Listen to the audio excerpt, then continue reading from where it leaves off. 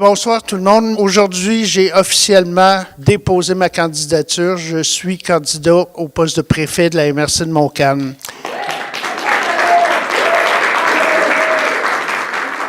Il y a 10 ans, les maires ont choisi d'avoir une élection au suffrage universel pour le poste de préfet. D'ailleurs, merci Mme Allard d'être ici. Vous avez été la première préfète élue dans Montcalm. J'ai cherché dans mes contacts qui connaissait la MRC, ces gens, ces syndicats agricoles, les commerces, les fermes, les commissaires scolaires, les directions d'école et même plusieurs familles et enfants. Puis, c'était pas facile à trouver. Finalement, la personne que j'ai trouvée, elle se tenait dans le D. C'était Dubé. J'ai parti la plume, ça fait 11 ans que je suis journaliste. J'ai rencontré tous les présidents des UPA. J'ai rencontré plusieurs commerces, on a fait le tour. Soit que je trouvais quelqu'un qui aurait pu faire la job, mais qui ne voulait pas le faire, ou moi. Fait que j'ai dit, bon, ben je me lance. Puis là, c'est de faire un choix. Puis moi, je crois que c'est important que les citoyens décident qui va les représenter à MRC. J'ai lancé la plume il y a 5 ans. N'ayez crainte. La plume va continuer d'exister avec Mathieu, puis avec des pigistes. Pour ce qui est du Québec, je connais aussi pas mal le député Louis-Charles Toin. Il a été maire de Saint-Calix pendant 8 ans, préfet pendant 1 an. Fait que je pense qu'on se connaît déjà un peu. Puis même, je vous dirais que je connais le premier ministre parce que j'ai été sur son exécutif pendant quand même pas mal d'années. Donc, il me reste à connaître les nouveaux députés, mais ils sont nouveaux pour tout le monde. Il n'y a pas personne qui les connaît plus que moi. La MRC, c'est plusieurs départements. C'est dommage, les gens ne connaissent pas beaucoup. Mais tu sais, il y a la direction, la communication, les finances, aménagement, environnement, services techniques, il y a le génie civil, il y a la cour municipale, il y a le transport collectif et adapté, il y a la sécurité incendie, prévention de sécurité incendie, le développement régional Montcalm et évaluation. J'ai rencontré Sébastien de la clinique Santé SC, qui a eu de l'aide de développement régional Montcalm. Grâce à M. Charon, le maire de Sainte-Julienne, ben, on a fait une petite capsule pour lui. Puis il me disait comment ça lui avait rapporté. Ça a même devancé ses projets d'agrandissement. Il y a plus de services qui vont être offerts. Quand il y a quelqu'un qui a des services de DRM, généralement, on voit une ligne dans l'ordre du jour de la MRC, mais c'est à peu près tout ce qu'on fait. Fait que pour un préfet, je calcule que c'est pas compliqué d'aller rencontrer le commerçant, de le faire valoir un petit peu puis de le faire connaître. Ça peut aider un peu, puis ça démontre que le DRM sert aussi à quelque chose. À propos des dossiers de la MRC, il y a Luciole, qui est un beau projet.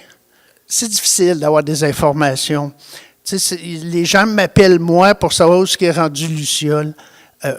OK, je le sais, mais normalement, il devrait y avoir une instance à quelque part, un téléphone, ou, tu sais, pour savoir où est-ce que c'est rendu. Là, au printemps, il reste quelques droits de passage qui sont plus difficiles à aller chercher. Mais au printemps, ça devrait débouler avec Saint-Esprit, une centaine de clients tests, puis après ça, ça part. Il y a le schéma d'aménagement. Ça fait très longtemps que c'est parti. Ça bloque le développement dans toutes les villes et villages. Fait que faut que ça décolle, là. Je vais appeler Marcel, puis je vais dire « Hey, dis-moi, là, c'est où que ça bloque? » Quand on se parle, on réussit à trouver un compromis. Il faut que ça débloque, là. Il faut vraiment que ça débloque. La voie de contournement, mais je souhaite grandement que Patrick, Louis-Charles et moi, on réussisse à ouvrir cette voie de contournement-là à Saint-Lin. Ça urge, c'est plus possible dans Saint-Lin-Laurentide, là, traverser Saint-Isidore. Là, je pense que dans la nuit, il y a du trafic.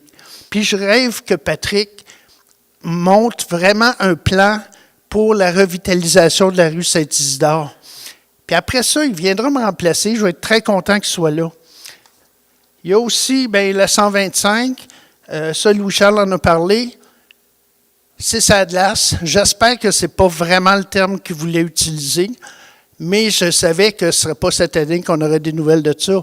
Le dossier est probablement, ça prend peut-être une pépine pour réussir à ressortir le dossier de ça.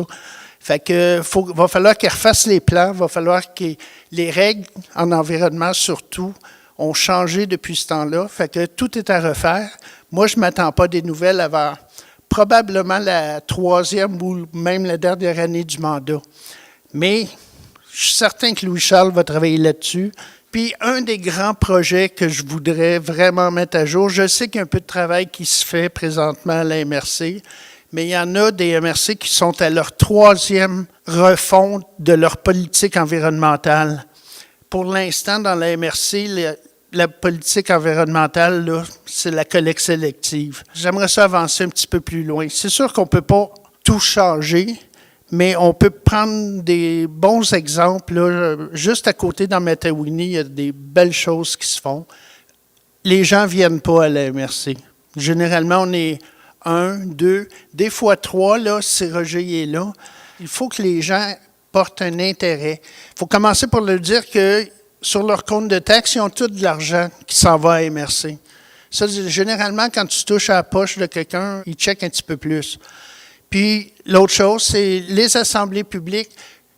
Je n'ai pas idée de le faire souffrir l'assemblée au complet, mais j'aimerais ça qu'après chaque assemblée, on fasse un bon résumé, surtout pour les dépenses, puis être plus transparent, faire connaître les décisions du conseil. Les maires prennent de bonnes décisions. C'est de le faire connaître. Tu sais, on a des beaux projets, que ce soit le parc régional, en culture, il y a un beau document qui est sorti, mais il faut que le monde le connaisse. Fait que moi, je pense que c'est un peu ma force.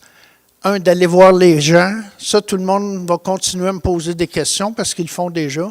Je pense même que je vais pouvoir rallier tout le monde là, pour que faire rayonner Montcalm, mais d'une façon différente. On l'a fait avec la plume. Je suis certain que je suis capable de le faire pour la MRC.